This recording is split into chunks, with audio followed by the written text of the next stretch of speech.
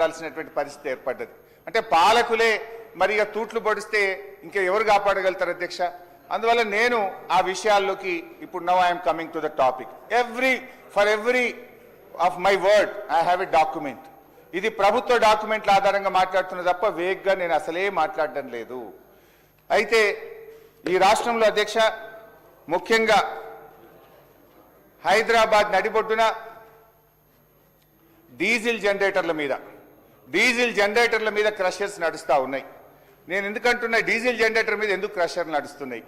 మన స్టేట్ యొక్క mining rules 2000 act కానీ మీ ప్రభుత్వం కూడా ఒక జీవో తెచ్చింది, GO number 26 Telangana stone crusher rules 2025. కొత్తగా అధికారంలోకి వచ్చిన ప్రభుత్వం కూడా జీవో 26 ద్వారా కొత్తగా ఈ రాష్ట్రంలో ఎవరైనా స్టోన్ క్రషర్ పెట్టాలంటే ఎలాంటి నియమ నిబంధనలు పాటించాలో మీ ప్రభుత్వమే ఒక జీవో కూడా తెచ్చింది. మన చట్టం, మైనింగ్ చట్టం, మన దగ్గర ఉన్నటువంటి చట్టం కూడా ఏం చెప్తుంది? అటు మైనింగ్ చట్టం ఇయర్ 2000గా 1966లో వచ్చిన మైనింగ్ చట్టం కావచ్చు, అదేవిధంగా మీరు ఇచ్చినటువంటి జీవో నంబర్ 26 కావచ్చు. ఎవరైనా ఒక స్టోన్ క్రషర్ పెట్టాలంటే అధ్యక్ష మినరల్ డీలర్ లైసెన్స్ ఉండాలి. ఆ క్రషరు 50,000 రూపాయలు కట్టి రిజిస్ట్రేషన్ చేసుకోవాలి. 3 ఆ క్రషరు ఇండస్ట్రీస్ డిపార్ట్మెంట్ నుంచి అనుమతి తీసుకోవాలి. 4 మన తెలంగాణ పొల్యూషన్ కంట్రోల్ బోర్డు నుంచి క్రషర్ పెట్టడానికి CFE కాన్సెంట్ ఫర్ ఎస్టాబ్లిష్మెంట్ తీసుకోవాలి. 5 ఆ క్రషర్ ఆపరేషన్ చేయడానికి పొల్యూషన్ కంట్రోల్ బోర్డు నుంచి CFO consent for operation certificate తీసుకోవాలి. 7వది వాళ్ళు ఎంట్రీ ఎగ్జిట్ లాగ్ బుక్స్ పెట్టి ఎంత మినరల్ లోపలికి వస్తుంది, ఎంత మినరల్ బయటకు వెళ్తుంది, డైలీ రికార్డ్స్ మెయింటైన్ చేసి నెలవారీగా ఆ జిల్లా మైనింగ్ అధికారికి రిపోర్ట్ సబ్మిట్ చేయాలి.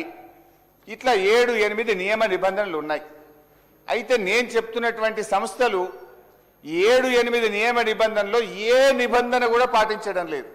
They don't have CFE, they don't have CFO, they don't have industrial department permission, they don't have registration, they don't have electricity connection. So electricity connection ఎందుకు చేస్తున్నారు? విద్యుత్ శాఖ వాళ్ళు ఒక క్రషర్కు కనెక్షన్ ఇవ్వాలంటే ఏమడుగుతారు? నీ రిజిస్ట్రేషన్ చూపి, నీ CFE చూపి, నీ CFO చూపి, నీ మినరల్ డీలర్ లైసెన్స్ చూపి. అవేవి లేనప్పుడు ఏమవుతుంది? ఎలక్ట్రిసిటీ వాళ్ళు కనెక్షన్ ఇవ్వరు. ఇవ్వకపోవడం వల్ల ఏమవుతుంది? డీజిల్ జనరేటర్లు పెట్టి అక్రమంగా మైనింగ్ చేస్తూ ఉన్నారు. ఈ అక్రమ మైనింగ్ విషయంలో కూడా మంత్రి గారికి పూర్తి అవగాహన ఉంటుంది, వారు బాగా చదువుకున్నారు. Telangana state mineral dealer rule 2000 fundamental principles of illegal mining. ఆ చట్టం ఏం చెప్తుందంటే మొదటిసారి ఎవరైనా మినరల్ డీలర్ లైసెన్స్ లేకుండా క్వారీయింగ్ చేస్తే 10,000 రూపాయల పెనాల్టీ వేయాలి. అదే కంపెనీ రెండవసారి కూడా తప్పు చేసి మినరల్ డీలర్ లైసెన్స్ లేకుండా మళ్ళీ రెండవసారి కూడా అధికారులకు పట్టుబడితే 25,000 రూపాయల జరిమానా, 1 సంవత్సర కఠిన కారాగార శిక్ష వేయాలని కూడా మన చట్టం, మన రాష్ట్రంలో ఉన్న చట్టం చెప్తుంది.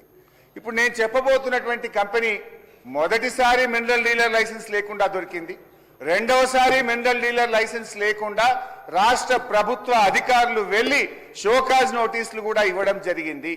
మరి 2 సార్లు కూడా లైసెన్స్ లేకుండా యథేచ్ఛగా హైదరాబాద్ నడిబొడ్డున ఈ రకంగా క్రషర్లు నడుస్తూ ఉంటే రాష్ట్ర ప్రభుత్వం ఏం చేస్తుంది అనేటువంటి ఆవేదనతో నేను చెప్తా ఉన్నా. ఈ రాష్ట్ర ప్రభుత్వానికి కోట్ల రూపాయల తూట్లు పడతా ఉన్నాయి, కోట్ల రూపాయలు ఖజానాకు గండి పడతా ఉంటే కూడా రాష్ట్ర ప్రభుత్వం నిమ్మకు నీరెత్తినట్టుగా ఉంది. అందుకే మేము అనాల్సి వచ్చింది రక్షకుడే భక్షకుడైన వేళ అని. దయచేసి ఆలోచించండి. నేను మొత్తం క్రొనాలజికల్ ఆర్డర్లో సిరీస్ ఆఫ్ ఈవెంట్స్ కూడా నేను ఈ ప్రభుత్వానికి మీ ద్వారా ఈ సభ దృష్టికి, రాష్ట్ర ప్రజల దృష్టికి కూడా తేవాలనుకుంటున్నాను అధ్యక్ష. శంషాబాద్ మండలం కోత్వాల్గూడ విలేజ్ సర్వే నంబర్ 62-63లో ఇక్కడ మరి ఎటువంటి కాలుష్య పరిశ్రమలు పెట్టకూడదు జీవో 111 ప్రకారం. కానీ ఇక్కడ రాఘవ కన్స్ట్రక్షన్స్ ఒక భారీ స్టోన్ క్రషర్ను డీజిల్ జనరేటర్ల మీద నడుపుతా ఉంది. ఆ రాఘవ కన్స్ట్రక్షన్స్ కు MDL లైసెన్స్ లేదు, దానికి CFE లేదు, దానికి CFO లేదు, ఇండస్ట్రీస్ డిపార్ట్మెంట్ దగ్గర రిజిస్ట్రేషన్ లేదు. ఆ కంపెనీకి సంబంధించిన వివరాలు ఈరోజు మీ ద్వారా సభ దృష్టిలో పెట్టబోతా ఉన్నాను అధ్యక్ష. ఈ రాష్ట్రంలో కొత్తగా అధికారంలోకి వచ్చినటువంటి ప్రభుత్వం ఈ రాష్ట్రంలో ఉండేటువంటి అన్ని స్టోన్ క్రషర్స్ ను ఇన్స్పెక్షన్ చేయాలని చెప్పి రాష్ట్రం యొక్క డైరెక్టర్ జనరల్ మైనింగ్ డిపార్ట్మెంట్ 21 మే 2025 నాడు రాష్ట్రం మొత్తానికి కూడా ఆయన ఆర్డర్స్ ఇచ్చినాడు. 21 మే 2025 మెమో నంబర్ 23444915 ద్వారా DMG is ordered for an inspection on all the stone crushers. దాని మీద ఇది గవర్నమెంట్ రికార్డ్ నేను చదువుతున్నాను అధ్యక్ష. The teams consisting of officials revenue department, Telangana pollution control board, Telangana SPDCL, mining department jointly inspected the stone crusher units, including the stone crushers of Measures Raghava Constructions India Private Limited on 22/5/2025 and recorded the stock available at the unit 5,130 metric tons of finished stone aggregates available at the unit. Adevidanga, this office issued show cause notice to Raghava Constructions Private Limited and requested to produce the documentary evidence of having paid seigniorage fees. The stock available at the unit 5,130 metric tons of finished stone aggregates. The company acknowledged the receipt of show cause notice. Company show cause notice receive చేసుకుంది and failed to produce any evidence. So in that circumstances, not paying seigniorage charges, fee not submitted and not replied to the show cause notice, hence the demand notice is raised under Rule 26(3)(2) of TMMC Rules 1966. So company ki show cause notice ఇచ్చినాం, స్పందించలేదు. వా show cause notice వాళ్ళు receive చేసుకున్నారు, అందువల్ల మేము demand notice issue చేస్తున్నామని చెప్పి demand notice ఇచ్చారు.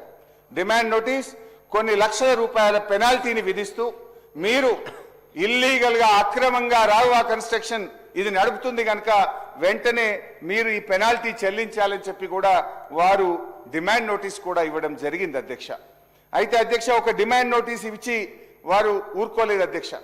డిమాండ్ నోటీస్ ఇవ్వడంతో పాటు తెలంగాణ పొల్యూషన్ కంట్రోల్ బోర్డుకు కూడా వారు ఒక letter రాసినారు.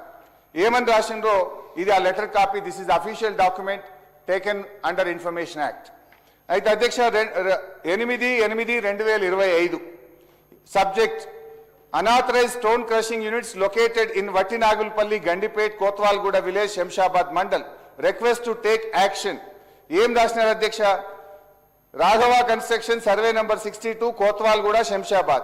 In view of the above environmental injury, Pollution Control Board is requested to kindly take action against the above said stone crushing units who are carrying crushing operations without valid CFO and permissions and causing loss of revenue to the government exchequer.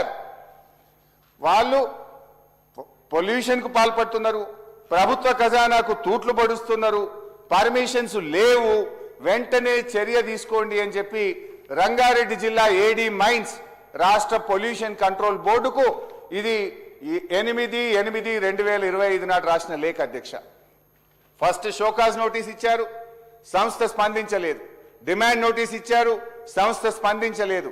3 pollution control బోర్డుకు ఈ crusher ను వెంటనే seize చేయండి, ఈ crusher కు అనుమతులు లేవు, ఈ క్రషర్ కాలుష్యానికి కారకం అవుతుంది, ఈ క్రషర్ వల్ల ఈ ఇల్లీగల్ గా నడవడం వల్ల రాష్ట్ర ప్రభుత్వ ఖజానాకు నష్టం అవుతుంది అని కూడా స్పష్టంగా రంగారెడ్డి జిల్లా AD మైన్స్ పొల్యూషన్ కంట్రోల్ బోర్డుకు రాశారు.